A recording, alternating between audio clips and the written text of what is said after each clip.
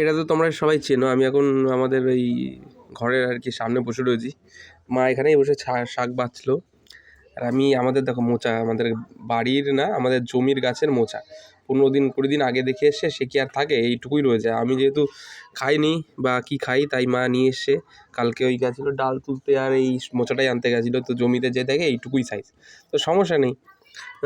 Organic আর একদম। আর তেরা হে ফির ভি মেরা হে, সেই কথার ক্ষেত্রেই তো মা বললো বেছে দে একটু। আমি বাঁচতে জানি। এখন সবাই ভাবতেই পারো যে আমি রান্না করি, আমার তো এটাই কাজ।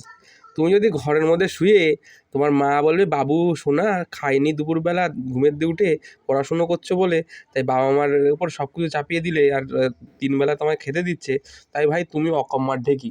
একটু ওঠো, উঠে কাজ বাজ মা বাবারে যদি কাজ মানে নিজের কাজ করে একটু বাবা মাকে হেল্প করা উচিত, আসল কথা। আর এই যে মোচাটা দেখতে পাচ্ছ না, এটা আমি দেখাতাম না। মোচার সাইজটা হলো এইটুকু, আর মোচার জন্য 200 গ্রাম চিংড়ি মাছ মা এনেছে। সেটাই হলো বিষয়, যে দুজনের হবে কি হবে না তার কোনো ঠিক নেই। এই চিংড়ির এই মোচার জন্য আর কি 200 গ্রাম চিংড়ি মাছ এনেছে, সেটাই হলো বড় বিষয়। তো আজকের আর কি সেটাই ভালো লাগছে যে আমি অনেক দিন পর আর কি মোচা খাবো। আমার মা বাড়িতে করেছিল বড় মামি, আমি খেয়েছি অবশ্যই এসে, তা ভালো লেগেছিলো। মা আজকে করে দেবে, একটুখানি খাবো, ওইটাই আর কি আনন্দ। তোমরা কি মোচা খেতে পছন্দ করো? জানিও কিন্তু, পারলে নিজে একটু দেখেও কিরমভাবে খোসা ছাড়িয়ে মজা লাগে।